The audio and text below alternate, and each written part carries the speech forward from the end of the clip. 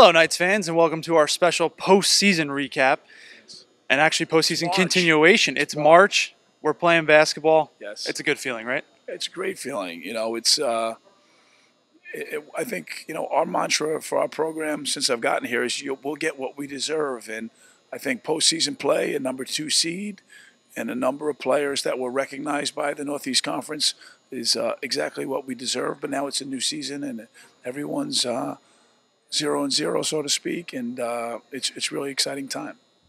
Let's focus in a little bit on that regular season. 15 wins overall, 11 in the conference, Yep. hosting a playoff game.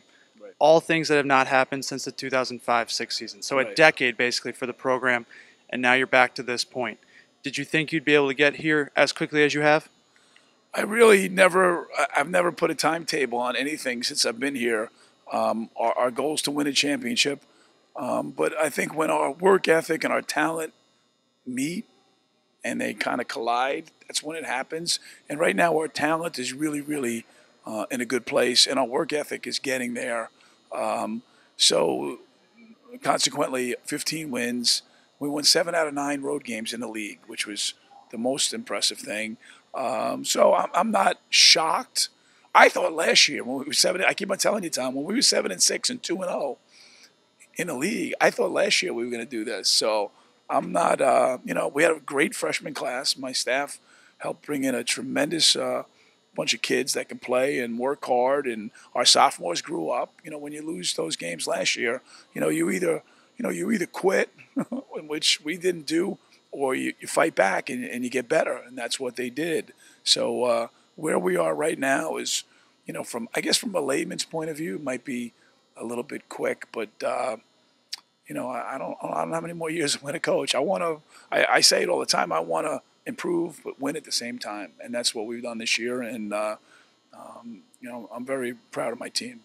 Speaking of improvement, Earl Potts Jr., just a sophomore, but named NEC Most Improved Player, also a second-team All-Conference selection, along with Darian Anderson, another sophomore, and your freshman big man, Mike Holloway, named to the All-Rookie team. Right.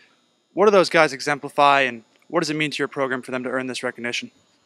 We had 3 out of our 5 starters be recognized. And really, like Stefan and Marcus, I told those 2 guys today, just by happenstance, they probably, didn't average as many points. And so we have a great balance on our team. But it shows to me that Fairleigh Dickinson now within the league by the coaches that vote for these awards, we've got respect again. And I think for a while that was lost, but now it's back. But these guys deserved every award that they, and I like to brag in that we have, in the last 3 years with our coaching staff, we've had 2 most improved players. And I could argue that Mustafa Jones improved just as much as anybody. When we came here, he averaged like 4 a game or 5 a game and left the all-time leading 3-point shooting king in the school's history. So our program's improving, and our record's improving, and our recruiting is improving, and I think that's the only way you can be in college basketball. You're either getting better or you're getting worse, and I like to think we're getting better. Now, you said to me on Sunday morning it was a very good regular season, Yes. but the reset button has been hit. Right. Everybody's 0-0 heading into the conference tournament. Right. Tomorrow night, Wednesday, March 2nd, 7 p.m., you host St. Francis University here. Right. Last time they were here, one of the most thrilling games I've ever That seen. was a great game. What do you expect from St. Francis, and what do you expect out of your team as you head into this conference tournament? Well, St. Francis, they have great. Rob Krimmel's a great coach. They have a great staff. Eric Taylor, I coached when I coached 1 year of professional basketball. He's like one of the all-time leading rebounders there. They're going to be really prepared, and they have 3 seniors, and seniors don't die quickly, So it's a really tough matchup for us because they're really tough. They're strong. They're physical. They know how to play, and they're prepared. So they don't have a lot of weaknesses. So we have to, as a staff and as a program, I tell our players every time we go on the road, we got to take over the building that we're in.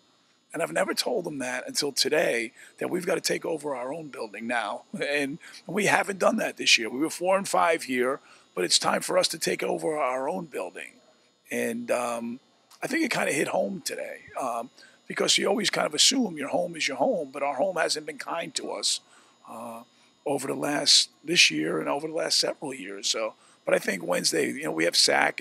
They're doing a lot of activities to get people into this building. I think St. Francis is bringing their cheerleaders, their band. So it's going to be a conference, tournament atmosphere. But it's going to be a tough test. All right, Coach. Is there anything different you've done in preparation, or third time you're playing an opponent? Yeah. Obviously, your team should be pretty familiar with them. Right. Your coaching staff obviously familiar with them, and from a scouting perspective. Right. Is there anything that you're going to do differently in preparation? I don't think people will change that much. You might, do this, that, or the other. But at the end of the day, we're going to have to stop. I still can't pronounce the kid's name, but he's a tremendous shooter. Millard for number 11 is just an incredible shooter. Drennan and Brown are just high-level character student athletes and players. No, I think right now it's about players and teams and less about coaches. I think the preparation, if you don't know each other by now, that doesn't happen. Our league, there's a lot of good coaches. Rob's a really good coach, and I like to think our staff is prepared. I think whoever plays the hardest and the best, will win, and hopefully that'll be the Knights. Coach, congratulations on a great regular season. Thank you. Good luck in the upcoming conference tournament.